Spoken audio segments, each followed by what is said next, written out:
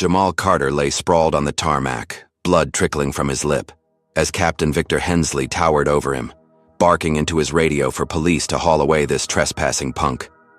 The 16-year-old's dream of flying shattered in an instant. Hours earlier, he'd been invited to shadow a pilot, a golden ticket earned through grit. Now accused of breaking into a restricted hangar, his future hung by a thread. Little did Hensley know, the boy's father wasn't just anyone, and this moment would spark a firestorm that had burned for years. What happens when justice fights back? Hey folks, where are you watching from today? If you stand for fairness and exposing prejudice, smash that like button, subscribe, and join us for more raw stories like this one. Jamal Carter woke up that morning with a grin he couldn't wipe off, his lanky frame practically vibrating as he sat at the kitchen table in their modest Dallas home, clutching a crisp white envelope like it was made of gold. The letter inside was from Lone Star Airlines' youth aviation program, and it wasn't just any letter. It was his golden ticket, a confirmation that he'd won a day shadowing a real pilot at Dallas-Fort Worth International Airport. He'd earned it the hard way, pouring his soul into an essay about aerodynamics, scribbling equations late into the night while his friends were out playing ball, all because he could name every plane in the sky by the hum of its engines. His mom, Lena, stood behind him, her fingers weaving his tight curls into fresh braids, her voice warm but teasing as she said, "You're gonna be late if you keep staring at that paper, flyboy." Jamal just chuckled, his eyes flicking to the letter, again savoring the words. "Congratulations, Jamal Carter. Your passion for aviation has earned you this opportunity." Across the room, his dad, Marcus, leaned against the counter, sipping coffee, his phone buzzing nonstop with work calls, but he paused long enough to catch Jamal's eye and give a slow, proud nod, the kind that said more than words ever could. Marcus was a big man, broad-shouldered and quiet, always dressed sharp even on weekends, and Jamal idolized him, though he never quite knew the full scope of what his dad did beyond something important with planes. The clock hit 7, and Jamal bolted out the door, his backpack slung over one shoulder, the letter tucked safely inside next to his sketchbook full of cockpit drawings. The drive to Dallas-Fort Worth International Airport felt like it took forever, even though it was just 30 miles. The Texas sun already baking the asphalt as he fidgeted in the passenger seat of his mom's old sedan. Lena dropped him off at the main entrance, squeezing his hand before he hopped out, her voice soft but firm. "Make us proud, baby." Jamal nodded, adjusted his backpack, and stepped into the sprawling chaos of the airport. A maze of glass and steel buzzing with travelers, dragging suitcases and pilots striding past in crisp uniforms. He felt small, but electric, like he'd finally stepped into the world he'd dreamed of since he was 6, watching jets streak across the sky from his bedroom window. At the security gate, he flashed his official badge, a sleek plastic card, with his name and photo, the Lone Star Airlines logo gleaming in the corner, and the guard waved him through with a bored grunt. Inside, a staffer named Ms. Torres met him, a short woman with a clipboard and a no-nonsense smile, her dark hair pulled back tight. She shook his hand, her grip firm, and said, "Welcome, Jamal. You're in for a treat today. Let's get you to the hangar." Her voice had a spark that made him feel like he belonged, and he followed her through a labyrinth of corridors, past ticket counters and coffee stands, until they reached a heavy steel door marked "Authorized Personnel Only." Ms. Torres swiped her keycard, and the door swung open to reveal Hangar B, a cavernous space that smelled of jet fuel and metal, where a gleaming Boeing 737 sat like a sleeping giant. Jamal's breath caught in his throat, his eyes tracing the sleek curves of the fuselage, the massive engines hanging low under the wings, every detail matching the diagrams he'd memorized. Ms. Torres led him inside, pointing out the tools, scattered across workbenches, and the technicians in orange vests swarming around the plane. She handed him a visitor's vest, bright yellow and too big, and said, "Your mentor's running late, but feel free to look around. I'll grab his schedule and be right back." Jamal nodded, barely hearing her as she hustled off, his attention locked on the cockpit visible through the plane's open door. He stepped closer, his sneakers squeaking on the polished floor, and peered inside, his fingers brushing the edge of a control panel, all those switches and dials he'd studied for years now real under his touch. He wasn't supposed to mess with anything, he knew that, but the temptation was too strong, and he leaned in, tracing the throttle with a reverent fingertip, imagining himself at the helm, soaring over the clouds, That's when the air shifted, a shadow falling across the cockpit entrance, and Jamal snapped upright, turning to see a hulking figure in a pilot's uniform filling the doorway. Captain Victor Hensley stood there, 6 feet of lean muscle and weathered skin, his graying hair buzzed short under his cap. 4 gold stripes glinting on his shoulders like a badge of war. His face was hard, etched with lines from 25 years in the sky, but his pale blue eyes burned with something sharper, something mean. He stared at Jamal, his jaw tightening, and took a step forward, his polished boots thudding against the floor. Jamal swallowed, his throat dry, and managed a shaky smile, stepping back as he said, "Hi, sir. I'm just waiting for my mentor. I'm with the program." But Hensley didn't smile back, didn't even blink, just kept staring, his gaze raking over Jamal like he was sizing up a stray dog that had wandered into his yard. "Who let this kid in here?" Hensley muttered, his voice a low growl that sent a chill down Jamal's spine. Not loud, but heavy, like it carried a threat in every syllable. He didn't wait for an answer, didn't ask for one, just strode forward, each step deliberate, closing the gap between them until he was close enough for Jamal to smell the coffee on his breath. Jamal opened his mouth to explain again, his heart thudding against his ribs, but before he could get the words out, Hensley's hand shot forward, slamming into Jamal's chest and shoving him hard against the hangar wall. The impact knocked the wind out of him, his backpack thudding to the ground, and he gasped, his hands flying up instinctively to shield himself. Hensley loomed over him, his face inches away, and snarled, "What the hell are you doing in my hangar, boy?" Jamal's mind raced, panic clawing at his chest, but he tried to stay calm, his voice trembling as he stammered, "I'm supposed to be here, sir. I've got permission. I'm shadowing a pilot today." Hensley's lip curled, a sneer twisting his features, and he barked, "Permission? You think I'm stupid?" His hand tightened on Jamal's vest, pinning him in place, and Jamal felt the cold metal of the wall digging into his back, his dream day spiraling into something dark and ugly. Hensley's eyes flicked over him again, lingering on his skin, his braids, and he muttered, not loud but clear enough, "Your kind doesn't belong anywhere near my planes." The words hit Jamal like a slap, sharp and stinging, and he froze, his breath catching as the weight of them sank in. He'd heard whispers like that before, at school, on the bus, but never this close, never this raw, and not on a day that was supposed to be his shot at the sky. Hensley didn't let up, his grip iron tight, and he leaned closer, his voice dropping to a venomous hiss. "I don't know how you snuck in here, but you're done, kid." Jamal's hands shook, his mind screaming at him to fight back, to explain, but all he could do was stand there, pinned and helpless, as Hensley straightened up and reached for the radio clip to his belt. He clicked it on, his eyes never leaving Jamal's, and spoke into it, his tone clipped and cold. "Security. Get to Hangar B now. We've got an unauthorized trespasser messing with restricted equipment, possible sabotage." Jamal's stomach dropped, his legs going weak, and he croaked out, "No sir, please, I'm not." But Hensley cut him off with a glare that could have stopped a jet mid-takeoff, his finger jabbing the air as he snapped, "Shut it. You're not talking your way out of this." Jamal's world tilted, the hangar spinning around him as the reality crashed down. This wasn't a misunderstanding. This was something worse, something fueled by the way Hensley looked at him, like he was less than nothing. The radio crackled, "With a response on our way, Captain," and Hensley smirked, a thin, cruel twist of his lips, like he'd just won a game Jamal didn't even know they were playing.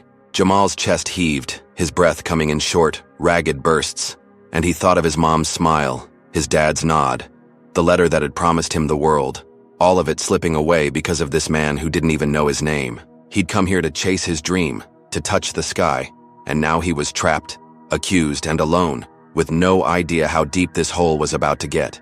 Jamal Carter stood pinned against the hangar wall, his chest heaving as Captain Victor Hensley's meaty hand clutched his vest, the pilot's radio still crackling with the promise of security on the way. Jamal's voice shook, barely above, a whisper as he tried to claw his way out of this nightmare. "I'm here with the program, sir. Please look at my badge."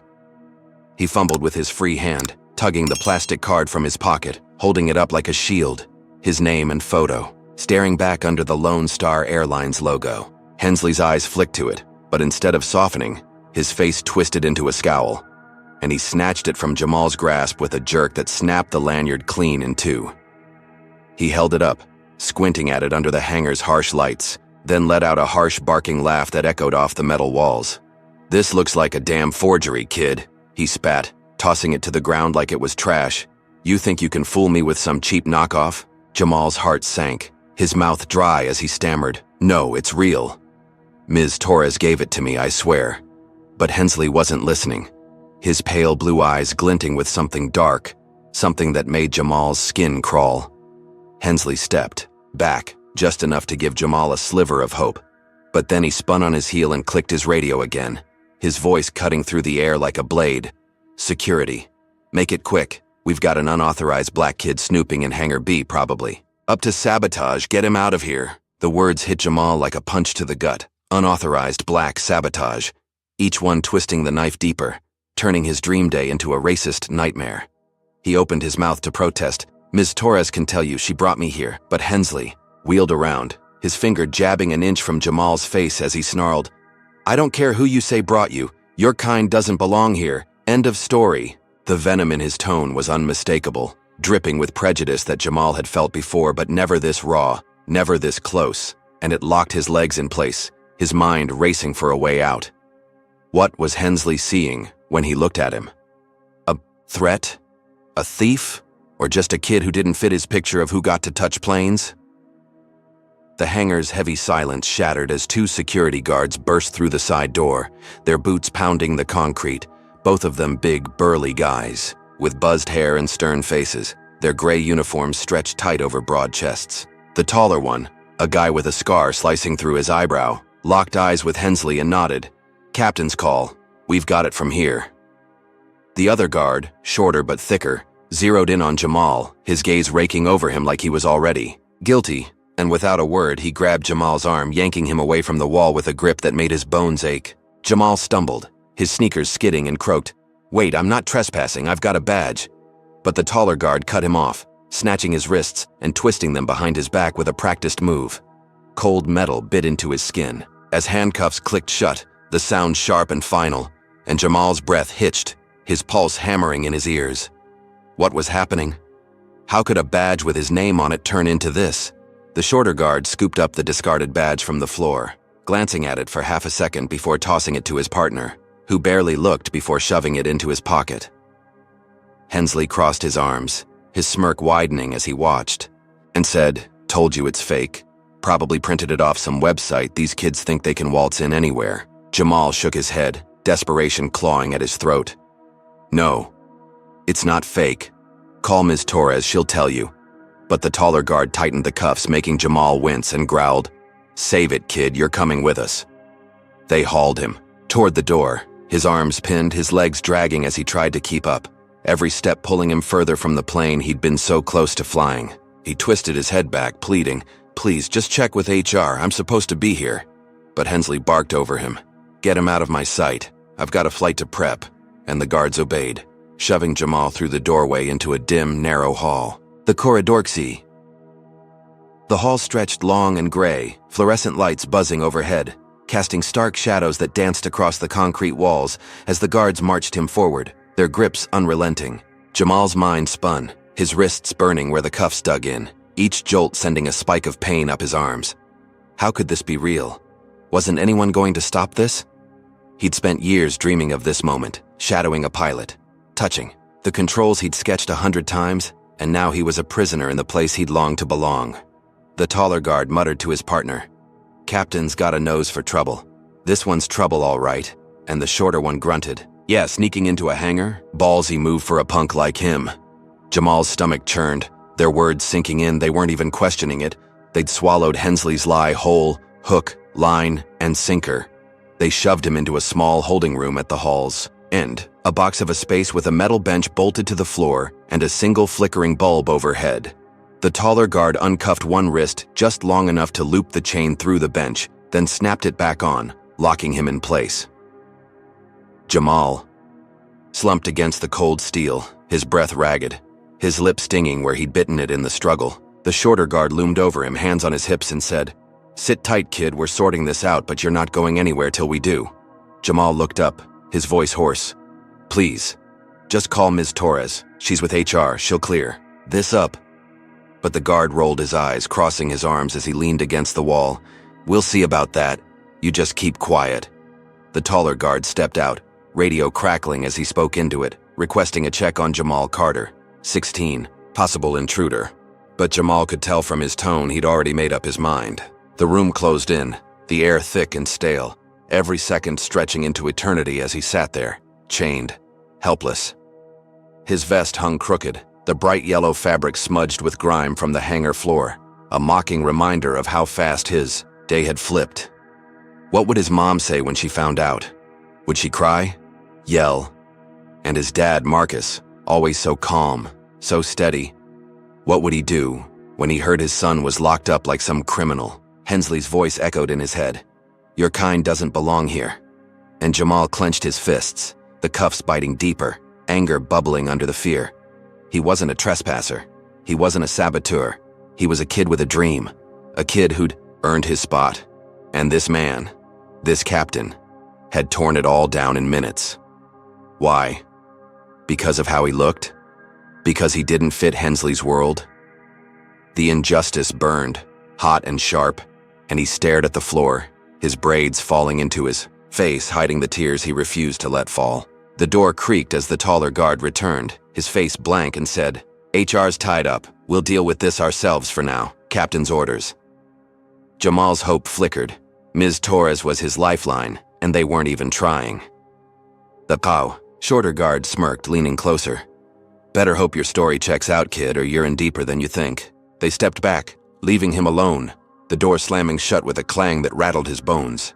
He sat there, the bulbs hummed the only sound, his dream dangling by a thread, and all he could do was wait, pray, and fight the dread creeping up his spine. Hey viewers, what do you think?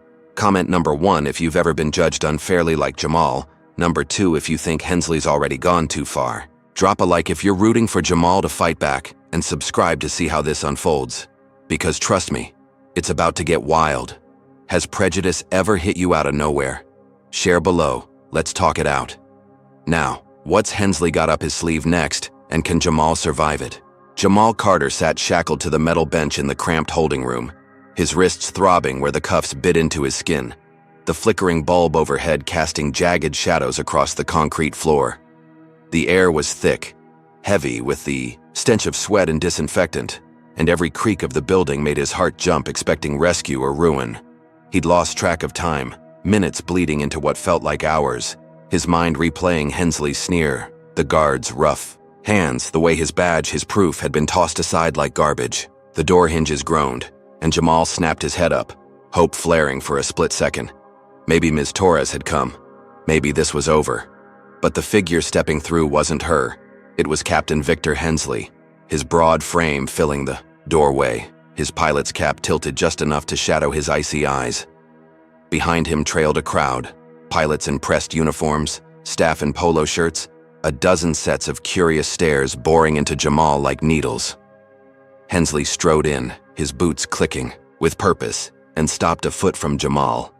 Close enough for the boy to catch the faint whiff of tobacco clinging to his jacket. He reached into his pocket, pulling out Jamal's badge, the one he'd called fake, and held it high, dangling it between two fingers like a hunter showing off a kill.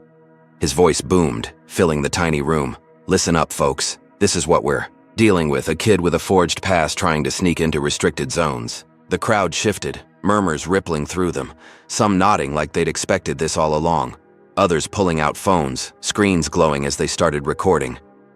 Jamal's stomach twisted, his voice cracking as he tried to cut through. "That's not true. I'm with the program. Ms. Torres can prove it." But Hensley spun toward him, his face a mask of contempt, and snapped, "No excuses, boy. You've been caught red-handed." The words landed hard, silencing Jamal's protest, his throat tightening as he realized no one was listening. Not really. Hensley turned back to the crowd, his tone shifting to a preacher's cadence, gripping their attention. "I found him poking around a 737's cockpit, probably looking to steal flight data or worse. This is why we can't let our guard down." The murmurs grew louder, a pilot in the back muttering, "Unbelievable," while a staffer with a clipboard shook her head, her lips pursed tight. Jamal's face burned, shame and anger warring inside him, and he yanked against the cuffs, the chain rattling as he shouted, "I wasn't stealing anything. I was invited. Call HR, please." Hensley didn't even glance at him, just kept going, his voice rising. I've seen it before, kids like him thinking they can bluff their way in. But not on my watch. He tossed the badge onto the bench beside Jamal, letting it clatter, a cheap prop in his one-man show, and the crowd ate it up, their phones tilting for better angles, capturing every second of Jamal's downfall. The taller guard from earlier stepped forward, his scarred eyebrow twitching as he nodded to Hensley. "We've got this, Captain," and reached for his radio, lifting it to his mouth. Jamal seized the chance, his voice desperate. "Call Ms. Torres, she's with HR, she'll tell you I'm legit." But Hensley waved a hand, cutting the guard off mid-motion, and said, "No need, I've handled it. This kid's story's full of holes." The guard hesitated, his thumb hovering over the button, but Hensley's glare made him lower the radio, his jaw tightening as he stepped back. Jamal's chest heaved, his hopes slipping through his fingers like sand. They weren't even going to check. They were just going to believe this man because he had stripes on his shoulders and a loud voice. How could power twist the truth this fast? How could his dream turn into a public execution? Hensley gestured to the guards, his tone clipped. "Get him outside. Let's show everyone what happens when you let riffraff in." And the shorter guard grabbed Jamal's arm, yanking him up, so fast his knees buckled. The taller one unlocked the cuffs from the bench, only to snap them tighter around Jamal's wrists, the metal digging deeper, bruising now, and they hauled him toward the door. The crowd parted, a sea of faces blurring past, some smirking, some frowning, all of them judging, and Jamal stumbled between the guards, his sneakers scraping the floor, his vest hanging crooked and filthy. They burst out of the holding room into the main terminal, a sprawling space of glass and tile packed with travelers, and the guards didn't slow, dragging him toward the open plaza near the gates where people milled with luggage and coffee cups. Hensley followed, his voice carrying over the airport din, loud enough to turn heads. "This is what happens when we let trespassers think they can roam free, folks. Take a good look." Travelers stopped, staring, kids pointing, a woman clutching, her purse tighter as if Jamal might lunge at her. Phones came out again, more cameras, more flashes, and Jamal felt every lens like a spotlight burning into his skin. His braid swung into his face, hiding his eyes, but he couldn't hide the tremble in his legs, the way his breath hitched as the humiliation sank in. He'd walked in here proud, a kid with a badge and a future, and now he was a sideshow. A warning, a nobody in cuffs. The shorter guard shoved him forward, forcing him to stand in the center of the plaza, and Hensley circled him, arms crossed, his smirk a blade twisting deeper. "See this, people? This is why we locked down our hangars." Jamal's voice broke through, ragged and raw. "I'm not a trespasser. I earned this. Check my badge." But the crowd's chatter drowned him out, a wall of noise he couldn't breach. A pilot in the throng, a wiry guy with a gray mustache, nodded at Hensley. "Good catch, Captain. Can't be too careful." And a staffer nearby muttered, "Should have known better than to try that here." Jamal's knees shook, his hands clenching behind his back, the cuffs rattling with every move, and he scanned the faces, searching for someone, anyone, who'd see past Hensley's lies. But all he saw was suspicion, disgust, a few pitying glances. That stung worse than the hate. Where was Ms. Torres? Why wasn't she here to stop this? Hensley stepped closer, lowering his voice so only Jamal could hear, his breath hot against the boy's ear. "You're done, kid. No one's buying your sob story." And Jamal flinched, the words cutting deeper than the cuffs. The taller guard grabbed his shoulder, spinning him toward a side exit, and said, "Let's move. Captain wants you gone." And they shoved him through the crowd, people stepping back like he was contagious. The terminal blurred, a kaleidoscope of faces and lights, and Jamal's mind screamed, "This can't be it. Someone's got to know the truth." But the guards kept pushing, their grips bruising, and Hensley's voice rang out one last time, echoing off the glass. "Keep your eyes open. Folks, trouble comes in all shapes and sizes." They dragged Jamal outside, the Texas heat slamming into him as they crossed the threshold, the terminal doors sliding shut behind them with a hiss.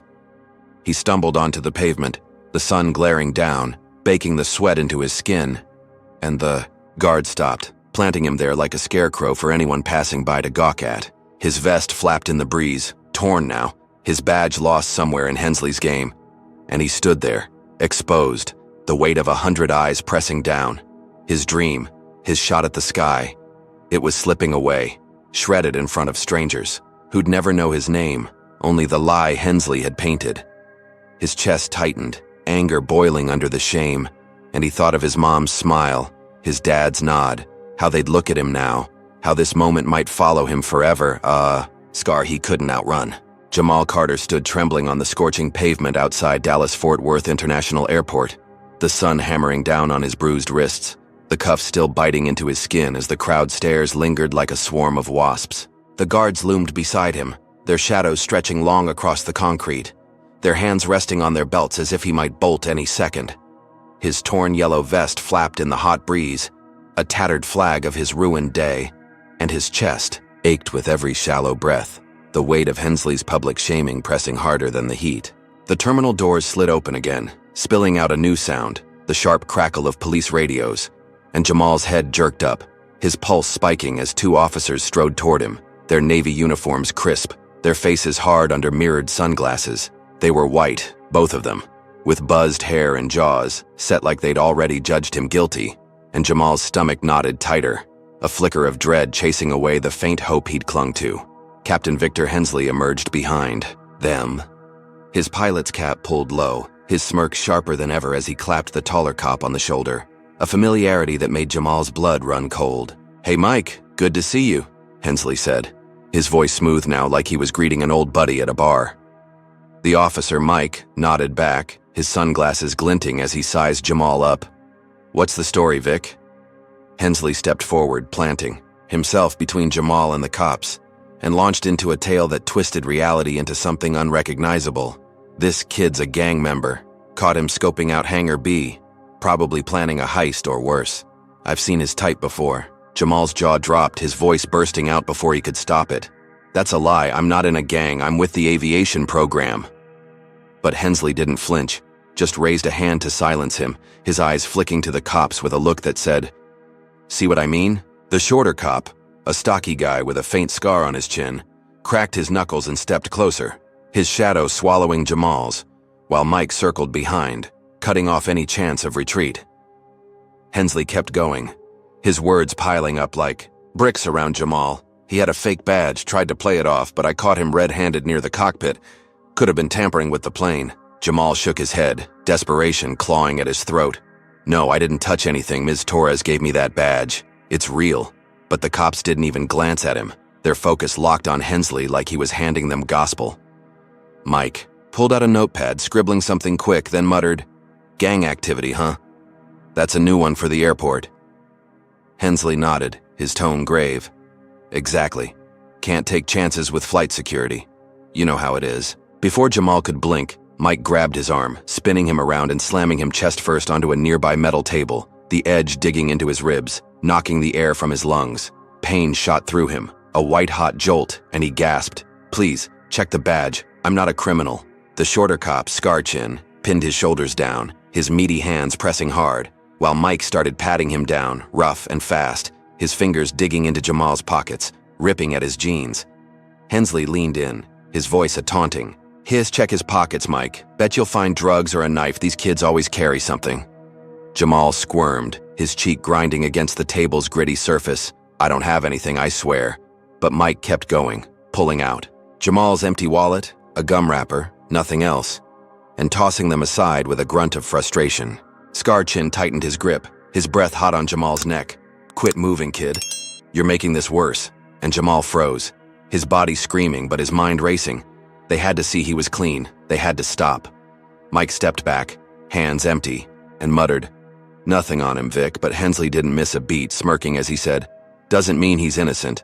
Probably stashed it already, cunning little punk." The cops exchanged a look, a silent agreement passing between them, and Mike grabbed the cuffs from the taller guard, yanking Jamal's arms back tighter, the metal grinding against his already raw wrists.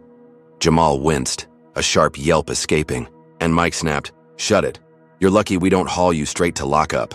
Jamal's legs shook, barely holding him up as they dragged him off the table, his ribs throbbing, his pride shredded, and he croaked out, "Please, let me call my dad. He'll explain everything." Hensley laughed, a short, bitter sound that cut through the air. "Your dad? Probably a nobody who can't keep you in line. Go ahead. Call him. Won't change a thing." The shorter guard, still hovering nearby, smirked and handed Jamal his phone from the pile of his stuff. But as Jamal reached for it, trembling fingers brushing the cracked screen. Mike tripped, his boot catching the edge, sending the phone skittering across the pavement. It hit the ground with a sickening crunch, the screen spiderwebbing, and Mike shrugged. "Oops, clumsy me. Guess you're out of luck, kid." Jamal stared at the wreckage of his phone, his lifeline to Marcus, his dad, the one person who could pull him out of this abyss. Now just a pile of glass and plastic. His throat closed up, tears prickling his eyes, but he blinked them back, refusing to give Hensley the satisfaction. The captain clapped Mike on the back again. "Good work, boys. Keep him here till we figure out the next step," and turned to the growing knot of onlookers, his voice rising. "See this, folks. This is what we're up against. Can't let these types run loose." The crowd murmured, some nodding, others snapping photos, their faces a mix of fear and disdain. And Jamal stood there, cuffed and helpless, the Texas sun baking his shame into his skin. Mike leaned against the table, his sunglasses hiding his eyes as he muttered to Skarchin, "Think Vic's onto something, kid's got that look, you know." Skarchin nodded, cracking his knuckles again. "Yeah, gang vibe for sure. Better safe than sorry." Jamal's head spun, their words blurring into a wall of noise. Gang member, heist, sabotage. None of it true, none of it him. But they didn't care. They saw what Hensley told them to see. His knees buckled, but the cuffs held him upright, a prisoner in plain sight, and he thought of Marcus, his dad's steady voice, his promise to always have his back. If he could just hear that voice now, it'd fix this, it had to. But the phone was gone, and with it, his last thread of hope. Hensley circled back, his shadow falling over Jamal again, and he crouched low, his face inches away. "You thought you could play me, huh? Big mistake, kid. I run this place, not you." Jamal met his gaze, his own eyes burning with a mix of fear and fury. "I'm not playing. I belong here. You'll see."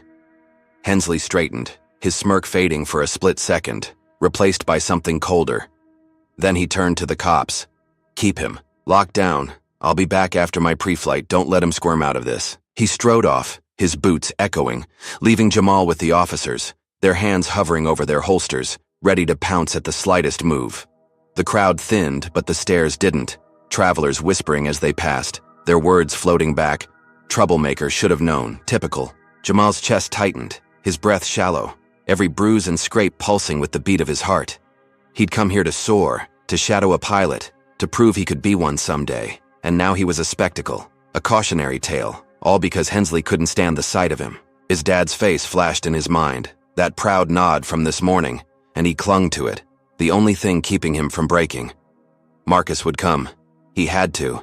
But how long could Jamal hold on with the world closing in? Jamal Carter stood cuffed on the sun-baked pavement outside Dallas-Fort Worth International Airport, his ribs aching from the police table slam, his wrists raw and bruised under the tight metal rings. The two cops, Mike and Skarchin, loomed over him, their mirrored sunglasses reflecting his hunched figure, while Captain Victor Hensley's parting words still rang in the air. "Keep him locked down." The crowd had thinned, but a few stragglers lingered, phones out, snapping shots of the black kid in cuffs like he was some roadside oddity. Jamal's cracked phone lay useless a few feet away, its shattered screen glinting in the Texas heat. His last hope of reaching Marcus snuffed out by Mike's accident. His legs trembled, barely holding him up, and his breath came in short, pained bursts, every inhale spiking the soreness in his chest. The cops muttered to each other, their voices low but sharp. "Hensley's got a point. Kid's too slick, probably. Hiding something big." Jamal's head snapped up, his voice hoarse. "I'm not hiding anything, I told you the truth." But they ignored him, their faces blank, like he was just noise. Mike stepped closer, his boots scuffing the concrete, and cracked, his neck a slow, deliberate pop that made Jamal flinch. He leaned in, his breath smelling of stale coffee, and said, "Here's the deal, kid. Captain Hensley wants you to confess, says you're a trespasser. Maybe worse. So let's make this easy." Jamal shook his head, his braids swinging. "No, I didn't. Trespass, I was invited. Check with Ms. Torres, but Skarchin cut him off, grabbing Jamal's arm and twisting it hard behind his back, the pain shooting up to his shoulder like a lightning bolt. Jamal gasped, his knees buckling, and Skarchin snarled, "Admit it, or we'll book you for resisting. You want that on your record?" The threat hung heavy, a hammer poised to drop, and Jamal's mind raced, his body screaming, his pride fraying. Under the pressure, confess to what? A lie? How could they twist his dream into this? Mike pulled out a small recorder from his pocket, clicking it on with a soft beep, the red light blinking like an eye watching Jamal's every move. He held it close, his voice calm but edged with menace. Just say you snuck in. No badge, no permission, and we'll cut you loose with a warning, easy peasy. Jamal's eyes widened, his throat tight. I can't say that. It's not true. I earned my spot here. But Scar Chin twisted harder, his grip a vice, and growled, You're wasting our time. Kid, say it or we drag you downtown. The pain was blinding, a white-hot wave that blurred his vision, and Jamal's resolve cracked, his voice trembling as he mumbled, I was just exploring, okay? It wasn't a confession, not really, just a plea to make it stop. But Hensley, who'd slipped back unnoticed, pounced on it, stepping out from behind Mike with a grin that could cut glass. Hensley snatched the recorder, replaying the words, I was just exploring, okay? He held it up, triumphant, his voice booming. See? He's guilty. Caught him lying from the start, sneaking around my hangar like a rat. Jamal's stomach dropped. His words twisted into a noose and he shouted, No, that's not what I meant. I was invited. But Hensley waved him off, pocketing the recorder as he turned to the cops. Told you he'd crack. Now let's make sure he never steps foot here again. Mike nodded, a faint smirk tugging at his lips, and Scar Chin loosened his grip, just enough for Jamal to slump forward, his arm throbbing, his breath ragged. Hensley leaned in close, his tobacco scent choking the air. You're banned, kid, permanently. I'll make sure every gate knows your face. Jamal's heart sank, his dream shredding before his eyes, but the cops uncuffed him, their movements rough but final, and Mike said, You're free to go. Warning issued. Don't come back. Jamal rubbed his wrists, the red welt stark against his skin, and stumbled back a step, the pavement searing through his sneakers. He thought it was over, the nightmare ending with a slap on the wrist, a chance to limp home and lick his wounds. But Hensley wasn't done. He pulled out his phone, his fingers flying across the screen, and within minutes, a news van screeched up to the curb, a reporter hopping out with a mic and a cameraman in tow. Hensley strode over, all charm now, and said, Got a scoop for you. Caught this punk trespassing in Hangar B, confessed on tape, nearly compromised a flight. The reporter's eyes lit up and she turned to Jamal, shoving the mic in his face. Care to comment, young man? Jamal froze, his voice gone, his braids falling forward as the camera zoomed in, capturing his dazed, battered look for the world to see.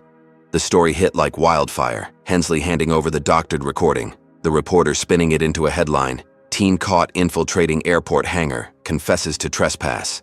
Phones buzzed, screens glowed, and Jamal's face splashed. Across local news sites, his name plastered under grainy footage of him in cuffs. The words gang member and security threat flashing in bold. He staggered away from the van, the cops watching with folded arms, their job done, and Hensley barking at the reporter. Make sure you get my name right, Captain Victor Hensley, keeping our skies safe. Jamal's legs carried him toward the parking lot, his body on autopilot, every step a fight against the tears burning his eyes. He'd dodged jail, sure, but this was worse. His name ruined, his dream tainted. All because he dared to reach for the sky. He found a bench near the lot, collapsing onto it, his hands shaking as he buried his face in them, the heat pressing down, the world spinning. His mom's sedan wasn't there yet. She wouldn't know to come, not with his phone smashed, and he was alone. The airport's hum a cruel soundtrack to his collapse. Hensley's voice echoed in his head, permanently banned, and the news report played on a loop in his mind. Confessed, confessed, confessed. He'd thought telling the truth would save him, that surviving the cuffs and the table would be the end. But this was a new cage, one he couldn't see or touch, built of lies and broadcast to millions. His chest heaved, a sob breaking free, and he clenched his fists, nails digging into his palms, refusing to let it all spill out. Not here, not now. The sound of tires crunching gravel snapped him back, a stranger's car pulling into the lot, oblivious to the kid crumbling on the bench. Jamal wiped his face, forcing his breathing steady, and stood, his ribs protesting, his pride in tatters. He had to get home, had to tell Marcus. His dad would know what to do, would fix this, right? But the news van lingered in the distance, the reporter's voice drifting over. Captain Hensley's quick thinking may have averted disaster, and Jamal's gut twisted. the lie growing legs, running wild while he stumbled in its dust. He started walking, each step heavier, the airport fading behind him. A place he'd loved now, a battlefield he'd barely escaped. Hey folks, what's your take? Comment number 1 if you think Jamal's confession was forced.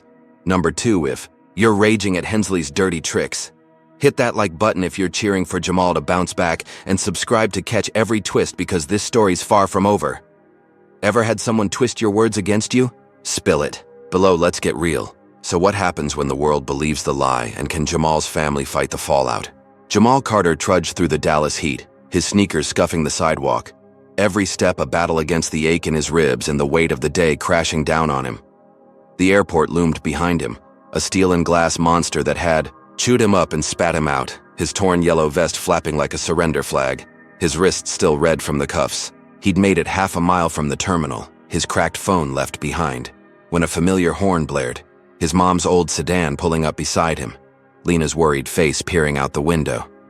"Baby, what happened?" she gasped, her voice trembling, as she took in his bruised lip, his slumped shoulders. Jamal climbed in, his throat tight, and mumbled, "They thought I was trespassing, Mom. It's bad." She didn't push, just drove, her knuckles white on the wheel, the silence between them thick with unspoken fear. They got home, a squat brick house on a quiet street, and Jamal collapsed onto the couch, the cushions swallowing his battered frame. Lena hovered, her hands fluttering like she wanted to fix him but didn't know how, and then the phone rang, shrill and insistent. She answered, her face hardening as a voice on the other end spoke. Then she hung up, her voice shaking. "They towed my car from the airport lot, said it was suspiciously parked. That's $50 we don't have." Jamal's gut twisted, Hensley's smirk flashing in his mind. This wasn't random. This was payback. Before he could process it, his mom's phone buzzed again, a news alert popping up. Teen caught infiltrating airport hangar, and there he was, his face plastered. Across the screen, grainy footage from the plaza, the word confessed in bold letters. Lena's hand flew to her mouth. "Oh God, Jamal, what did they do to you?" He couldn't answer, his chest caving in as the lie spread, a wildfire he couldn't outrun. The front door banged open, Marcus Carter stepping in, his broad frame filling the room, his suit crisp despite the late hour, his phone pressed to his ear mid-call. He froze, eyes locking on Jamal's bruises, the news still glowing on Lena's screen, and hung up without a word, his voice low and steady. "What happened, son?" Jamal spilled it all, the hangar, Hensley, the cuffs, the fake confession, his voice breaking as he finished. "They banned me, Dad said I'm a criminal, it's everywhere now." Marcus's jaw tightened, a storm brewing behind his calm, dark eyes, and he knelt beside Jamal, his hand firm on his shoulder. "They won't get away with this. I promise you that." Lena paced, her voice rising. "Who's they?" "Marcus. What's this captain think he's doing to our boy?" Marcus stood, his tone iron. "Hensley's a pilot with Lone Star, but he's picked the wrong family to mess with." Jamal's phone was gone, but the news hit harder. His school calling an hour later, the principal's voice clipped over speakerphone. "We're suspending Jamal pending an investigation. Security risks can't be ignored." Lena snapped. "He's no risk. He's a straight A kid." But the line went dead. The decision final. Jamal stared at the floor, his future unraveling. School, aviation, all of it slipping through his fingers because of Hensley's lies. Marcus grabbed his keys, his voice a quiet growl. "I'm filing a complaint with Lone Star tonight. This ends now." And he stormed out, leaving Jamal and Lena in a house that felt too small, too fragile. Jamal thought it was over, that his dad's move would stop the bleeding, but the night had other plans. He stepped outside to clear his head, the dusk settling over the neighborhood, cicadas humming in the trees, and spotted his bike leaning against the garage, his one escape. He reached for it, then froze. The tires were slashed, deep gashes tearing through the rubber, the frame scratched with jagged lines. His breath caught, his hands shaking as he knelt beside it, and a shadow moved across the street. A figure in a hoodie slipping away into the dark. Jamal's pulse raced, his mind flashing to Hensley, that smug face, those cold eyes, and he knew this was no coincidence. Later, a neighbor knocked, a wiry guy named Pete, his voice hushed. "Saw some thug messing with your bike. Said a pilot paid him $20 to send a message. Stay out of my airspace." Jamal's blood ran cold. Hensley wasn't just ruining his name. He was coming for his life, piece by piece. Marcus returned after midnight, his face etched with fury, and Jamal met him at the door, showing him the bike, his voice trembling. "He's not stopping, Dad. He did this too." Marcus's eyes narrowed, his hand clenching into a fist, and he pulled. Jamal inside, shutting the door hard. Lena joined them, her arms crossed. "What's the plan, Marcus? We can't let this keep happening." Marcus paced, his voice steady but laced with rage. "Lone Star's launching an inquiry," Ms. Torres backed. "Your story, Jamal. Said she gave you the badge herself, but Hensley's not done. He's too stubborn to quit." Jamal nodded, his chest tight. "You'll fix it, right, Dad? You've got the pull?" Marcus stopped, locking eyes with him. "I'll burn it all down if I have to, son. He's not ready for what's coming." The night stretched on. Jamal curled on the couch, his mom's blanket draped over him, his mind a tangle of fear and hope. He'd thought getting home was the end, that Marcus's complaint would slam the brakes on Hensley's rampage. But the slashed tires, the suspension, the news, it was all proof the captain wasn't backing off. Hensley had lost the first round. Jamal wasn't in jail, but he doubled down, striking at everything Jamal loved: his freedom, his family, his dreams. The TV flickered in the corner, muted, but the ticker scrolled. Airport intruder faces, ban, and Jamal's name glowed in red, a scarlet letter for a crime he didn't commit. His dad's promise echoed, "I'll burn it all down," and Jamal clung to it, the only light in the dark. But the pit in his stomach whispered, what if Hensley strikes harder first? Sleep wouldn't come, his ribs throbbing with every shift. His bike's ruined frame burned into his eyelids. He pictured Hensley out there, plotting, that smirk never fading. A man who'd rather destroy a kid than admit he was wrong. Marcus sat at the kitchen table, phone in hand, texting furiously, his jaw set like stone, and Lena watched him, her eyes sharp with worry. Jamal wanted to believe his dad could crush this, that the FAA title Marcus carried meant something big enough to stop a man like Hensley. But the day had taught him one thing: prejudice didn't bow easy, and Hensley was a storm that kept building. The news looped again, his face flashing and Jamal's hands clenched, anger surging past the fear. He wouldn't let this break him, not yet. But the slashed tires were just a warning, a taste of Hensley's spite. And deep down, Jamal knew the captain was far from finished. Jamal Carter woke to the faint glow of dawn creeping through the living room blinds, his body stiff from a restless night on the couch, his ribs still tender from the police table slam. The house was quiet. Lena asleep upstairs. Marcus already gone to tackle Lone Star Airlines, his promise to burn it all down echoing in Jamal's ears. He sat up, wincing as he rubbed his bruised wrists, the red welts a stark reminder of yesterday's nightmare, and glanced at his backpack slumped by the door, the one he'd carried to the airport, now a relic of a day he wanted to forget. His slashed bike haunted him, Hensley's spite seeping into every corner of his life. But Marcus's complaint was in motion. Ms. Torres had his back, and Jamal let himself hope, just for a moment, that the tide was turning. He grabbed a glass of water, the cool liquid soothing his dry throat, when the doorbell rang, sharp and jarring, shattering the morning stillness. Lena shuffled downstairs, her robe tied loose, and opened the door, her gasp pulling Jamal to his feet. 4 cops stood on the porch, guns drawn, their faces grim under the early light, the lead officer barking, "Dallas PD, we've got a warrant. Step aside." Lena stumbled back, her voice shaking. "What's this about? My son's done nothing wrong."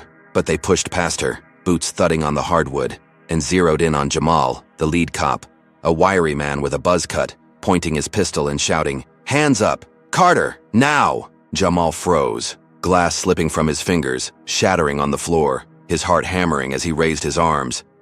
"What's happening? I didn't do anything." The cops swarmed, 2 grabbing his shoulders, slamming him against the wall, the 3rd kicking his backpack open while Lena screamed, "Stop it, he's just a kid." The wiry cop yanked a thick booklet from the bag, a flight manual for a Boeing 737, its cover stamped classified, FAA property, and held it up, his voice cold. "Care to explain this, kid?" Jamal's eyes widened, his breath catching. "That's not mine. I've never seen it." But the cop smirked, flipping through pages marked with technical diagrams. "Sure. And I'm the Easter Bunny. You stole this from the hangar, didn't you? Lena lunged forward, her hands outstretched. He didn't steal anything. Someone planted that. But a second cop blocked her, his bulk shoving her back as he growled, "Stay out of this, ma'am. We've got evidence." Jamal's mind reeled. Hensley's face flashing, that smirk, those eyes. This was his move, his revenge for Marcus's complaint. But how? When? They cuffed him again, the metal colder this time, tighter, cutting into his already raw wrists, and dragged him outside. The neighbors, peeking through curtains as the cops shoved him toward a squad car. Lena followed, barefoot on the lawn, yelling, "Call Marcus. He'll fix this. He's FAA." But the wiry cop slammed the car door, muffling her voice, and Jamal sat in the back, the vinyl seat sticky against his skin, his head spinning. The radio crackled, the dispatcher's voice cutting through. Suspect in custody, theft of classified materials, possible espionage, and Jamal's stomach dropped. Espionage. This wasn't just a ban or a news hit. This was a felony, a life ender. Hensley wasn't playing anymore. He was out for blood. The car peeled out, sirens blaring, and Jamal pressed his forehead to the window, the world blurring past. His home, shrinking in the distance. At the station, they hauled him into an interrogation room, a gray box with a single table and a flickering light, the cuffs chaining him to a bolted chair. The wiry cop tossed the manual onto the table, its thud echoing, and leaned in, his breath sour. "You're in deep, Carter, stealing FAA secrets? That's federal time, start talking." Jamal shook his head, his voice trembling but firm. "I didn't steal it, someone put it there. I was at the airport yesterday, check the footage." The cop laughed, a dry, bitter sound. "Footage? You think we're digging through hours of tape for you? We've got the manual. Your prints are all over it by now." Jamal's chest tightened, his hands clenching. They wouldn't be, he'd never touched it. But the cop's smirk said they didn't care. The frame was set. The door creaked, and a voice cut through. Hensley's, smooth and smug. "I knew he was trouble. Officers. Caught him yesterday. Confessed on tape. Now this." The captain stepped in, his uniform crisp, his presence filling the room like poison. And Jamal's blood boiled. "You did this. You planted it." Hensley shrugged, his eyes glinting. "Prove it, kid. You're the one with the manual." The wiry cop nodded, "Good enough for me," and scribbled something on a clipboard while Jamal shouted, "My dad's FAA. He'll prove I'm innocent. Just call him." Hensley chuckled, crossing his arms. "Oh, I'm sure he'll try. But this is bigger than Daddy's pull now. Espionage is a hell of a charge." They left him there, the door slamming, the light buzzing overhead, and Jamal sat alone, the manual mocking him from the table, its pages a lie he couldn't unwrite. His ribs throbbed, his wrists bled where the cuffs dug in, and his mind raced. Marcus was fighting Lone Star. Ms. Torres had vouched. The truth was out there. But Hensley had turned it into quicksand, sinking him deeper with every move. He thought of the hangar, how he'd brushed the cockpit, how Hensley must have slipped the manual in his bag then, a trap set before the cuffs even clicked. The station's hum pressed in, phones ringing, voices shouting, and Jamal's hope. Frayed, his dad's FAA clout was big, but this was a felony, a federal mess. Could Marcus really pull him out? Hours crawled by, the room growing colder, the light flickering like it might die, and Jamal's head dropped, exhaustion battling rage. He'd survived the plaza, the news, the bike, thinking each hit was the worst. But this was a guillotine. Hensley's boldest strike yet, and it landed square on his future. The door opened again. A new cop, younger, less hard-edged, uncuffing him from the chair but not the cuffs, muttering, "You're going to booking, kid. Prints and photos, let's move." Jamal stood, his legs shaky, and followed. The manual still, on the table, a ticking bomb he couldn't defuse. He thought of Marcus's promise, "I'll burn it all down," and clung to it. But the station's gray walls closed in, and the truth felt further away than ever. Outside, he heard Hensley's voice on a call, faint but clear through the hall. "That kid's done. Tell the boys at Lone Star I've got this handled." And Jamal's fists clenched, the cuffs rattling, fury surging past the fear. Hensley thought he'd won, thought this frame-up was checkmate. But Jamal wasn't broken. Not yet. The younger cop pushed him toward booking, the flash of a camera waiting, and Jamal's mind sharpened. Marcus would come. He had to.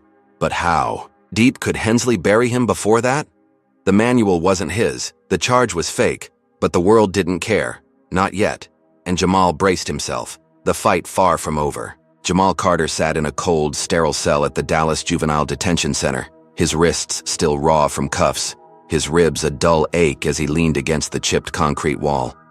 The past day had been a blur, booking, fingerprints smudging, ink onto his hands, a mugshot that burned his pride, all for a planted flight manual he'd never touched. Marcus had come that night, his broad frame storming the station, his voice a thunderclap demanding answers, and hired a lawyer, a sharp-eyed woman named Carla Ruiz with a reputation for tearing cases apart. She'd worked fast, pulling strings, to get Jamal an arraignment by morning, and now he stood in a cramped courtroom, an ill-fitting orange jumpsuit swallowing his lanky frame, his braids tucked under a cap the guards had forced on him. The room buzzed, reporters cramming the back, their pens scratching, cameras banned but their eyes just as invasive. Marcus sat in the front row, his suit impeccable, his face a mask of controlled fury. Lena beside him, her hands clasped tight, her lips moving in silent prayer. Carla stood at Jamal's side, her voice crisp as she addressed the judge, a stern older man with wire-rimmed glasses perched on his nose. "Your Honor, my client is innocent. The evidence proves it." She laid out the case. Ms. Torres from Lone, Star Airlines testifying via affidavit that she'd given Jamal the badge. Security footage from Hangar B showing him doing nothing but looking. No manual in sight. The prosecutor, a slick guy with a cheap tie, fumbled, his stack of papers trembling. "We've got the manual, found in his bag." But Carla countered, "No chain of custody, no prints. It's a setup." And the judge nodded, his gavel hovering, leaning, toward dismissal. Jamal's chest loosened, his breath easing. He was going home. Hensley's lie was crumbling. Marcus's fight was winning. Then Captain Victor Hensley strode in, late but deliberate, his pilot's uniform pristine, his gray hair slicked back, a shadow of triumph in his pale blue eyes. He whispered to the prosecutor, who straightened, his voice suddenly bold. "Your Honor, we have a new witness, critical to the case." The judge frowned, adjusting his glasses. "This better be good, Counselor, proceed." Hensley stepped aside, and a janitor shuffled forward. A wiry black man in a faded jumpsuit, his hands twisting nervously, his eyes darting to Hensley before settling on the floor. The prosecutor pounced. "State your name for the record." And the man mumbled, "Tyrone Brooks, I work at the airport." Jamal's stomach knotted, his hands clenching in his lap. Who was this guy? What was Hensley pulling now? Tyrone cleared his throat, his voice shaky. "I heard that kid Jamal bragging in the hangar yesterday said he was going to screw over the pilots, take what he could." Sounded serious. The courtroom erupted, reporters scribbling faster, Marcus bolting, upright, his voice cutting through. "That's a lie. He was never alone to brag." Carla shot up. "Objection, Your Honor. This witness wasn't disclosed. No corroboration." But the prosecutor smirked. Last-minute addition? Perfectly legal. And the judge sighed, overruling her with a wave. "Let's hear him out." Jamal's head spun, his voice bursting out. "I never said that. I don't even know him." But the judge banged his gavel. Silence, defendant. And Tyrone kept going, his words a script. He was laughing about it. Said he'd make pilots pay. I swear I heard it. Carla leaned close, whispering, "He's lying, Jamal. Hensley's got him scared or paid. We'll fight this." But Jamal's hope frayed, the room tilting as Tyrone's words sank in. The judge rubbed his temples, his voice gruff. "This changes. Things, new testimony. Credible enough to consider bail's denied, detention pending trial." Jamal's breath stopped, his legs buckling as Carla grabbed his arm, steadying him. "We'll appeal. Stay strong." Marcus roared, "This is a setup. Hensley's behind it." But the bailiff shoved him back. "Sit down, sir, or you're out." Lena sobbed, her hands covering her face, and Jamal was led away, cuffs snapping back on, the courtroom fading behind him as guards hauled him to a van, the clang of the door like a coffin lid shutting. Juvie swallowed him again, a different cell this time, smaller, danker, the air thick with mildew and despair. Hours later, a guard tossed him in with a group of older boys, their eyes hard, their fists already curling as they sized him up. One, a tall kid with a shaved head and a scar across his cheek, sneered, "Heard you're the airport rat." Hensley's boy. And Jamal froze. How'd they know? The guard smirked, walking off, and the tall kid lunged, slamming Jamal into the wall, his fist crashing into Jamal's jaw, blood bursting in his mouth. Another kicked his ribs, the pain exploding where the table had hit, and Jamal crumpled, curling tight, his arms shielding his face as blows rained down. "Hensley's cash," someone muttered. $20 to mess you up, and Jamal's blood ran cold, the captain's reach stretching even here. His revenge a living thing. He fought back, swinging wild, landing a punch that split the tall kid's lip, but they were too many, too strong, and he hit the floor, boots stomping his legs, his back, his world a haze of pain and grunts. The guards returned, slow and casual, pulling the boys off, dragging Jamal to a corner, his body a map of bruises, his jumpsuit torn, blood dripping onto the concrete. He slumped there, gasping, every breath a knife in his chest, and thought of the footage Ms. Torres, the truth that was supposed to save him, now buried under Hensley's ambush. Marcus's voice echoed, "I'll burn it all down." But Jamal's faith flickered. Juvie wasn't a warning, it was a war zone, and Hensley had rigged it all. The cell door clanged shut, the light dimming, and Jamal wiped blood from his lip, his hands shaking but his eyes hardening. He'd thought the courtroom was his shot, that Carla's evidence, Marcus's fury, would break Hensley's grip. But the janitor's lie, the judge's gavel, the beating, it was all proof the captain wouldn't. Stop, he'd twist every knife deeper. Footsteps echoed outside, a guard muttering about a call from Marcus, but Jamal barely heard, his body screaming, his mind racing. How much worse could this get? He'd survived the plaza, the news, the arrest, but this was a new hell, and Hensley's shadow loomed larger than ever. Hey viewers, what's your gut say? Comment number 1 if you think Hensley's janitor was bought off. Number 2 if you're stunned Jamal's stuck in juvie. Smash that like if you're raging at this injustice, and subscribe to see if he breaks free, because this fight's hitting fever pitch. Ever seen a lie flip everything upside down? Drop it below, let's unpack this mess. Now, with Jamal beaten and caged, how far will Hensley push to bury him for good? Jamal Carter lay curled on the cold concrete floor of the juvie cell, his body a throbbing map of bruises, blood crusting on his split lip from the beating Hensley's cash had bought. The cell's dim light flickered, casting jagged shadows across the walls, and every creak of the building made him tense, expecting another ambush. His jumpsuit hung in tatters, his ribs screaming with each shallow breath, but his eyes burned, defiance flickering beneath the pain. Marcus had gotten him emergency bail that morning, Carla Ruiz arguing his beating as a safety risk, and the judge, grudgingly, let him out pending trial. Now he sat in the backseat of Marcus's black SUV, Lena's hand gripping his, her voice, a whisper. "You're home soon, baby. We've got you." Marcus drove, his jaw set like granite, his knuckles white on the wheel, the silence thick with fury and unspoken plans.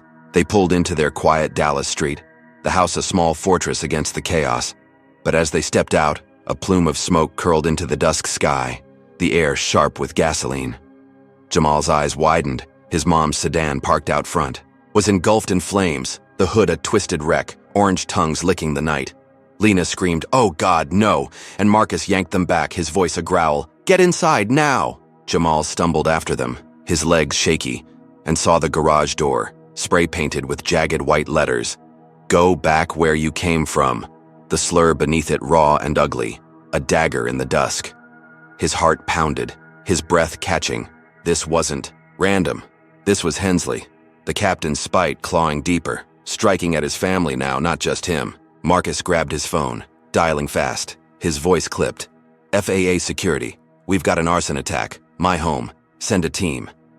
And Jamal watched, his chest tight, as his dad paced. A lion caged, but ready to roar.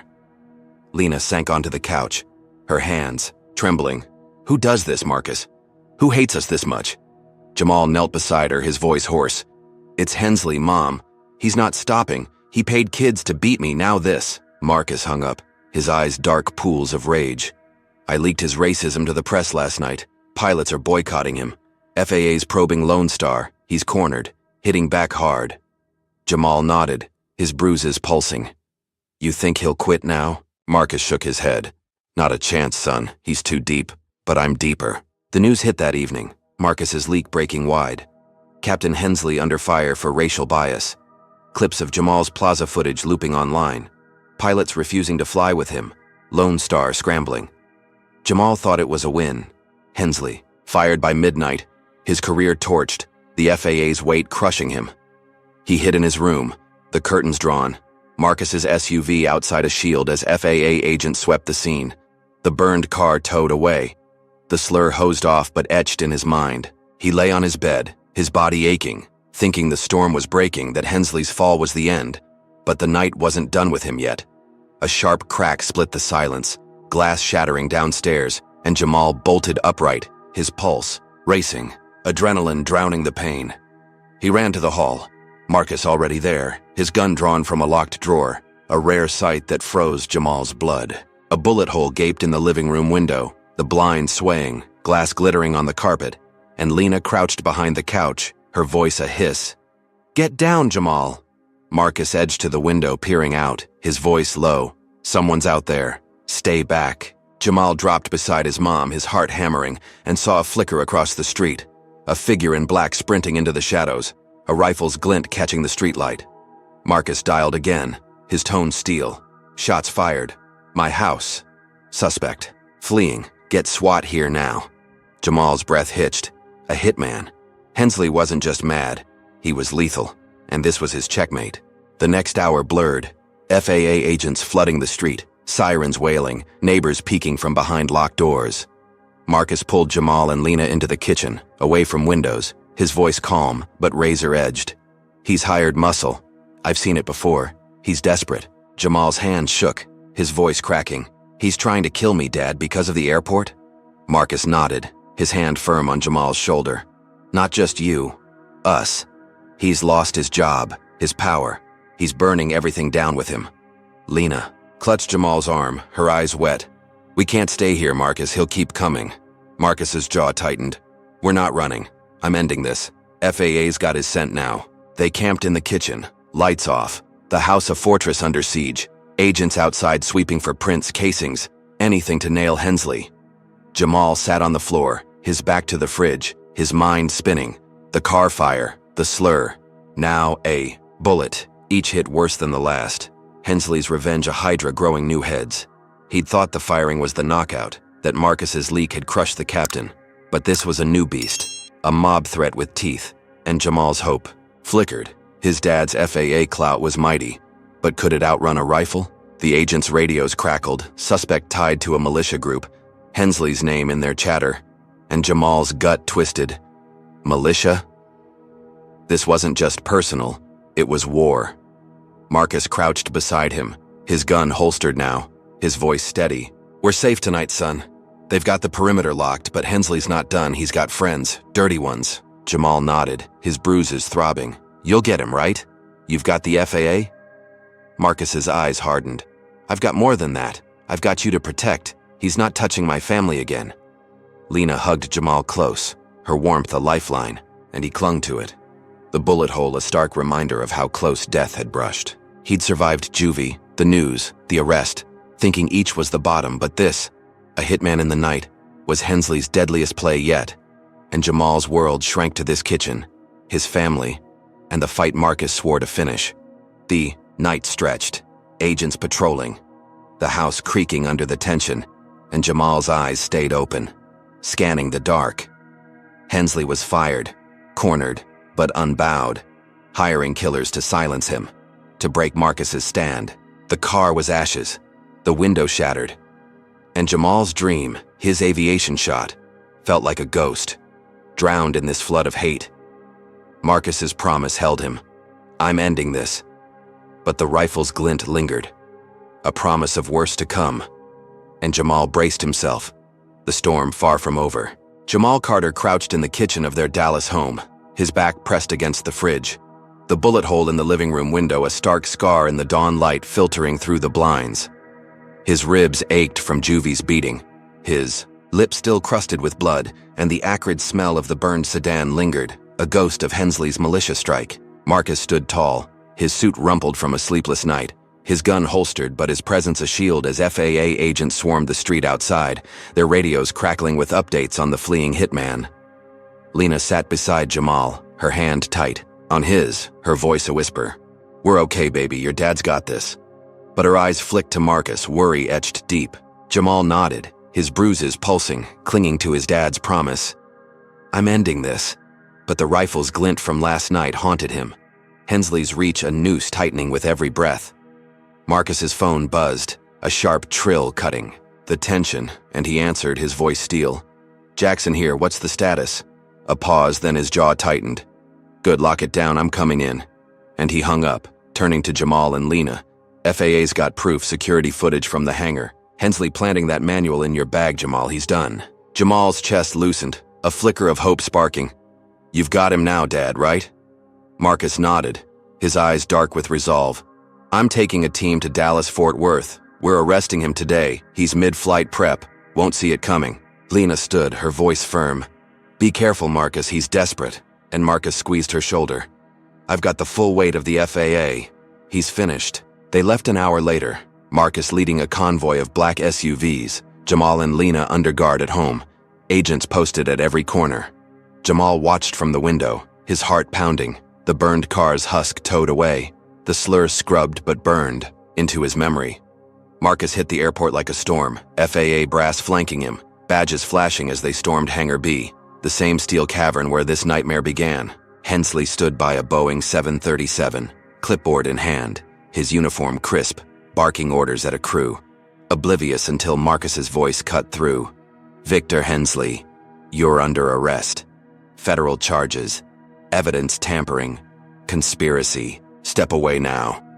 Hensley spun, his face paling, then twisting into a sneer. "You've got nothing, Jackson.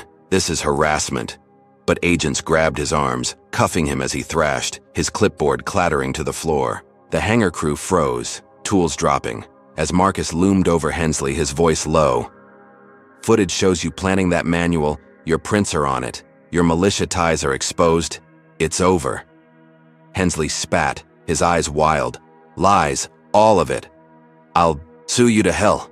But the agents hauled him out, his boots dragging, his threats echoing off the walls. Jamal got the call at home, Marcus's voice steady. "We've got him, son. He's in custody. You're clear." Relief washed over Jamal. His knees weak, he sank onto the couch, Lena hugging him tight, tears streaking her face. "It's done, baby. It's done." He thought it was over. Hensley locked up, the manual's truth out, his name halfway to clean, but the day had claws yet to show. By noon, Hensley's lawyer, a slick suit with a shark's grin, posted bail, claiming entrapment, the arrest, too. Public, too fast. Hensley walked free, his smirk back, and Jamal's phone buzzed with a text from Carla Ruiz. "He's out, stay sharp, we're fighting it." Jamal's stomach dropped, his hands shaking as he showed Marcus, who'd just returned, his suit dusted with hangar grit. Marcus's eyes narrowed, his voice a growl. "He's not slipping this, I'll bury him." But before he could finish, Jamal's phone rang, an unknown number, and he answered, his voice wary. "Hello?" Silence, then a rasp. "Hensley's. You think this is over, kid? Meet me at the gas station, or your dad's next." Jamal's breath stopped, his hands trembling as he hung up, telling Marcus, "He's out, Dad," he called. "Wants me at the gas station, says you're next." Marcus grabbed his keys, his voice steel. "Stay here, I'm handling this." But Jamal shook, his head. "I'm coming, he's after me, I won't hide." Lena protested, "No, Jamal, it's too dangerous," but Marcus nodded, his eyes hard. "Fine, but you stay close. We end this now." They drove, the SUV cutting through Dallas streets, Jamal's heart hammering. The gas station a mile from the airport, a rundown spot with flickering lights and cracked pumps. They pulled in, dusk settling, and Hensley stood by a pump, alone. His uniform swapped for a black jacket, a pistol glinting in his hand. Marcus stepped out, Jamal behind him, and Hensley laughed, a jagged sound. "You brought the kid, Jackson. Good. Saves me time." Marcus's voice was ice. "Drop it, Hensley. You're done. FAA's got you cold." But Hensley raised the gun, his eyes wild. "Not done till I say your boy's my ticket out." Jamal froze, his bruises throbbing, and Hensley lunged, the pistol whipping. Across Jamal's temple, a burst of pain dropping him to the asphalt, his vision swimming. Marcus roared, charging, but Hensley sidestepped, firing a shot that grazed Marcus's arm, blood blooming on his sleeve. Jamal rolled, dazed, his head pounding, and saw Hensley sprinting for a truck, tires squealing as cops swarmed from nowhere, lights flashing, guns drawn. They tackled Hensley mid-run, his pistol skittering across the lot, his screams piercing the air. "You can't take me, I own this." Jamal staggered up, blood trickling down his face, Marcus clutching his arm but steady, shouting, "Cuff him tight. He's not slipping again." The cops obeyed, slamming Hensley to the ground, his face grinding into the gravel, but his eyes locked on Jamal. A promise of more, even as they dragged him away. Marcus pulled Jamal close, his voice hoarse. "You okay, son?" Jamal nodded, his temple pulsing. "Yeah, Dad, you?" Marcus grunted, flesh wound. "He's gone now." But Jamal's relief shattered as an agent ran up, his face pale.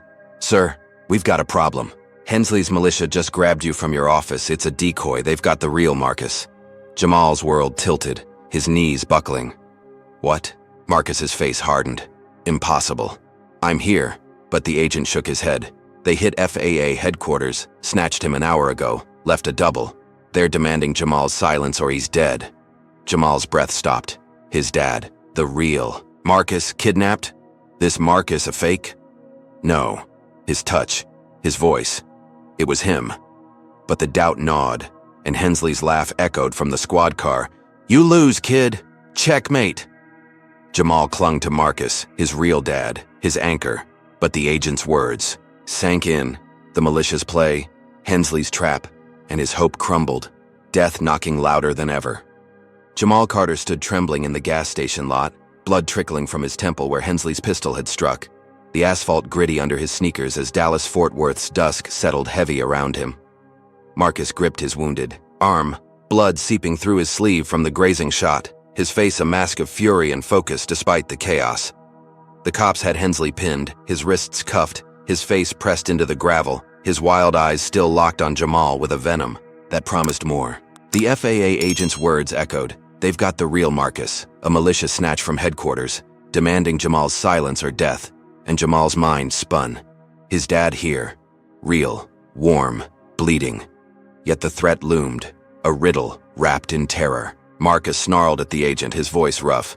"I'm right here, check the office, it's a bluff," but the agent shook his head, radio crackling. "We did, sir. Someone's gone, Prince Matthew. They're playing us." Jamal's knees shook, his bruises throbbing, but his eyes hardened. "If they've got someone, I'm finding him, Dad. Hensley's not winning this." Marcus grabbed his shoulder, his grip iron despite the wound. "No, son, you're hurt. Stay put." But Jamal pulled free, his voice steady. "I'm not losing you, real or not, I'm going." Marcus's jaw clenched, then he nodded, his eyes dark with pride and fear. "All right, but you stick to me, we do this together." The agent handed Marcus a tablet, his voice urgent. "We traced Hensley's calls. Militia hideouts 10 miles east. Old warehouse. They're there." Jamal's pulse raced, his hands clenching. 10 miles to save his dad, or whoever they had, and end this nightmare. Marcus barked at the cops. "Hold Hensley tight, we're moving." And they piled into the SUV, Jamal beside him, the engine roaring, to life. The drive was a blur. Dallas streets whipping past, Marcus's wounded arm steering steady, Jamal clutching his dad's FAA phone, its logs open, Hensley's taunts looping in his head. "Checkmate, kid." He scrolled, his fingers trembling, and spotted a call from an unlisted number, time-stamped an hour ago, right when the militia hit.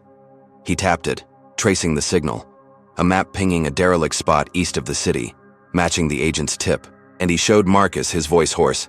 "This is it, Dad, they're there." Marcus nodded, his eyes locked on the road.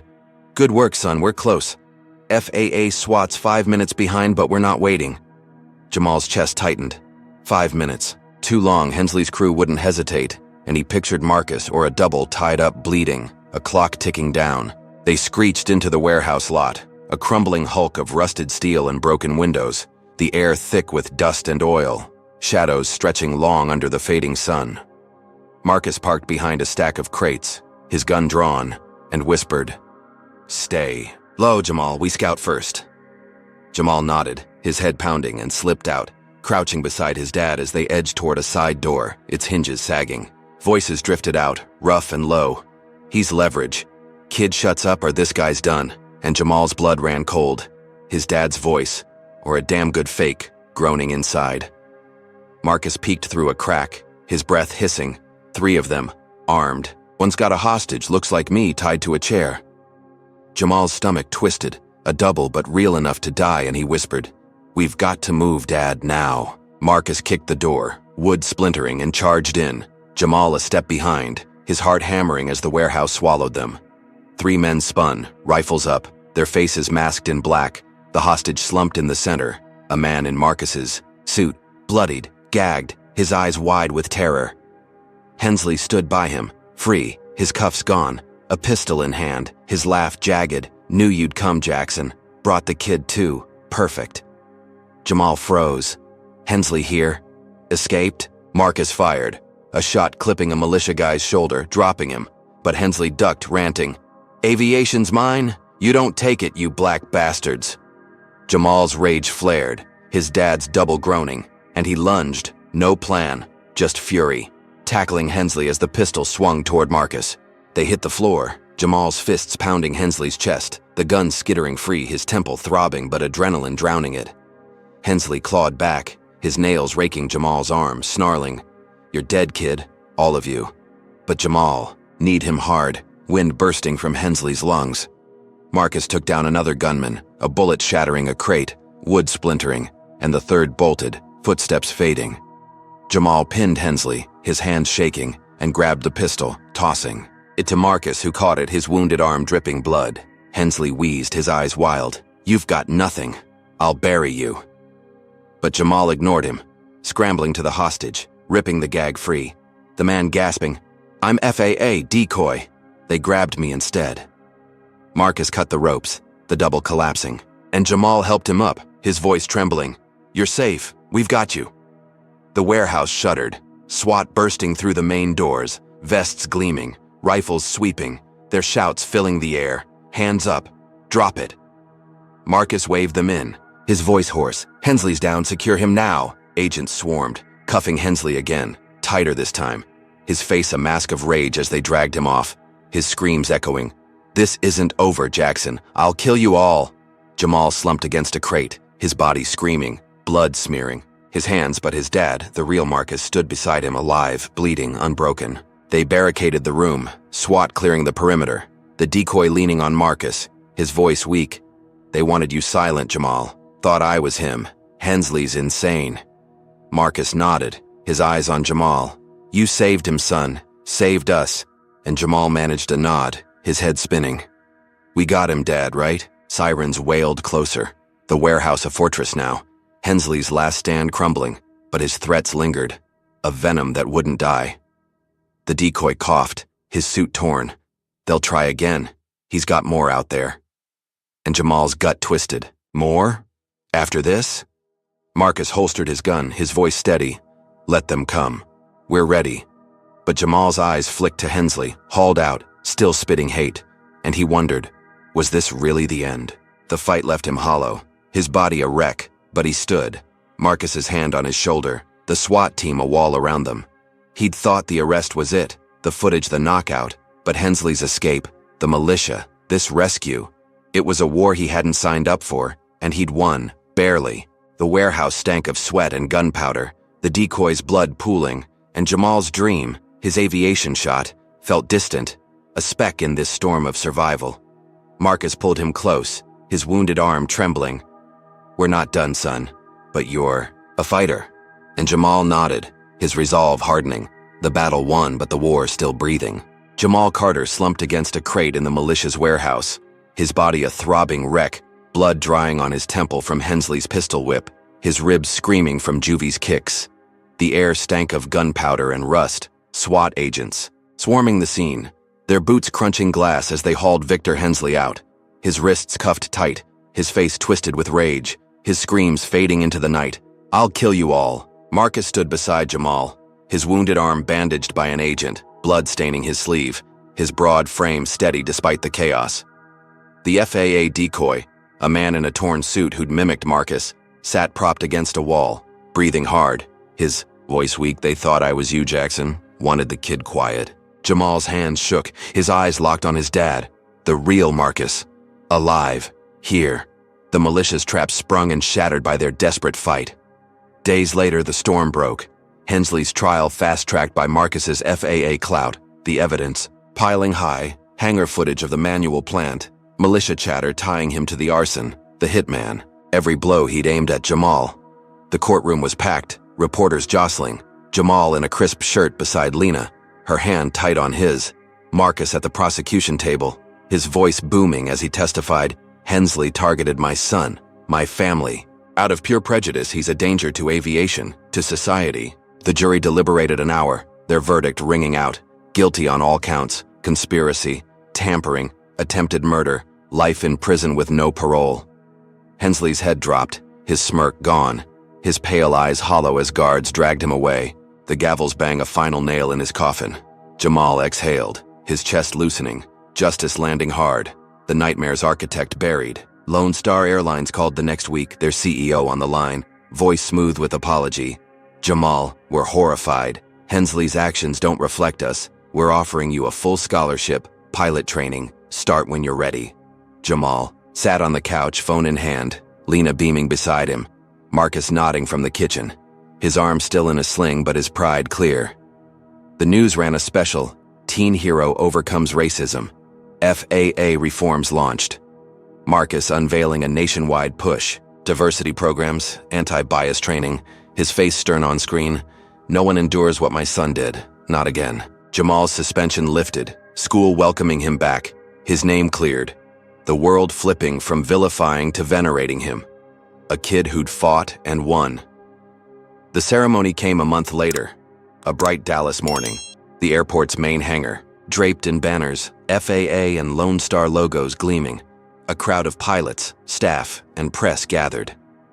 Jamal stood in a new suit, his braids fresh, his bruises faded, a medal pinned to his chest for courage. Marcus beside him, his arm healed, his voice warm as he spoke to the mic. "My son's a testament to resilience, to justice. Aviation's future is his." The crowd cheered, hands clapping, cameras flashing, and Jamal stepped forward, his turn to speak, his voice steady despite the knot in his throat. "I came here to fly, not to fight, but I did both. Thanks to my dad, my mom, and everyone who saw the truth." He paused, the applause swelling, his eyes scanning faces, pride swelling where fear once lived. Then it hit. A tech in the back, fumbling with a speaker, accidentally triggering an audio file, a crackling voice filling the hangar. Marcus's, years old but clear. "I covered it up. Pilot was racist, but I needed the promotion, couldn't risk it." The room froze, gasps rippling, Jamal's head snapping to his dad, whose face drained of color, his eyes wide, locked on the speaker like it had betrayed him. The tech scrambled, cutting it off, but the damage was done, reporters scribbling, whispers surging. What did he cover up? When? Jamal's chest tightened, his metal heavy, his voice gone as he stared at Marcus, the man who'd saved him, who'd burned it all down for him, now cracked open by his own past. Marcus stepped back, his hands raised, his voice hoarse. "That was 15 years ago, a mistake. I've changed." But the crowd shifted, unease spreading, pilots murmuring, FAA brass frowning. Lena grabbed Jamal's arm, her voice low. "He's still. Your dad, baby." He fixed this, but Jamal pulled away, his feet moving before his mind caught up, walking off the stage, the cheers dying, silence swallowing the hangar. He pushed through the crowd, their eyes following, pity, shock, betrayal, mixing, and stepped outside, the Texas sun blinding, his breath short, his world tilting again. Marcus wasn't a saint. He'd hidden a racist once, climbed over it, and Jamal's victory, his justice soured, tainted by that echo. He stood alone, the hangar's hum fading behind him, his suit jacket flapping in the breeze, the metal cold against his chest. Marcus emerged, slow, his face etched with shame. "Son, I was young, scared. I've spent years making it right." But Jamal turned, his voice quiet, raw. "You fought for me, Dad. But what about them? The ones you didn't fight for?" Marcus flinched, his mouth opening, closing. No answer. Just pain. Lena followed, her eyes wet. "He's human, Jamal. He's still your hero." But Jamal shook his head, walking away. The scholarship, the sky, his dream waiting. But heavier now, shadowed by a truth he couldn't unhear. The hangar emptied, the crowd dispersing, Marcus's reform still launching, the FAA spinning it, a past error, a redeemed man. But Jamal didn't stay to hear it. He walked the airport perimeter, planes roaring overhead, his passion alive but tangled, his dad's fight for him real yet built on a crack. Hensley was gone, life in a cell, his hate buried, and Jamal stood taller, a pilot's path ahead. But the cost hit different. Marcus's flaw a weight he'd carry too. He stopped, watching a jet climb, its engines a song he'd chase, and vowed, "I'll fly, but I'll do it clean. No shadows, no compromises, the sky his," but earned his way. The day faded, Dallas sprawling below, and Jamal headed home, his steps slow, his mind churning. Marcus's voice lingered. "I've changed." And maybe. He had but the audio, the cover-up. It was a scar on their triumph, a twist Jamal hadn't seen coming. He'd beaten Hensley, survived the militia, the frame, the plaza. But this, his dad's fallibility, was the hardest hit. A truth that didn't free him, just reframed him. Aviation stretched wide, his future bright, yet bittersweet. And as he walked, the jet's roar faded, leaving silence. A boy, a dream, and a legacy he'd redefine. Jamal Carter's journey in this story is a raw testament to the resilience required to face systemic racism and personal betrayal. The first lesson screams loud. Prejudice can strike anywhere, even in spaces meant for dreams, like an airport hangar. Jamal, a kid with a passion for flight, was targeted not for what he did, but for who he was, showing how deeply racism can twist opportunity into persecution. Hensley's relentless attacks, from cuffs to a planted manual, reveal a second truth. Evil doesn't quit easy. It escalates, morphing into arson and bullets when cornered. Yet Jamal's grit, his refusal to break despite beatings and lies, teaches us that strength isn't just surviving, it's fighting back with smarts and heart, like tracking that militia hideout. Marcus's role hammers home a third lesson. Justice can win, but it's messy. His FAA power crushed Hensley, but his past cover-up stains the victory, showing heroes aren't flawless, they're human, and their flaws ripple. For Jamal, this twist cuts deepest, the sky's his, but it's shadowed by his dad's compromise. A reminder that truth, even ugly, shapes us. Finally, the story shouts, "Change starts with us." Marcus's reforms, sparked by Jamal's pain, prove one voice can shift systems, but only if it's loud and unbroken. So, what's your take? Have you faced a moment where prejudice flipped your world, or seen a hero stumble? Drop a comment below, hit like if Jamal's fight lit a fire in you, and subscribe for more tales of grit and justice. Share this to spark the convo, because stories like this don't just end, they ignite. Thanks for riding this roller coaster with us. Here's to chasing dreams with eyes wide open and hearts fierce. May you soar past every shadow.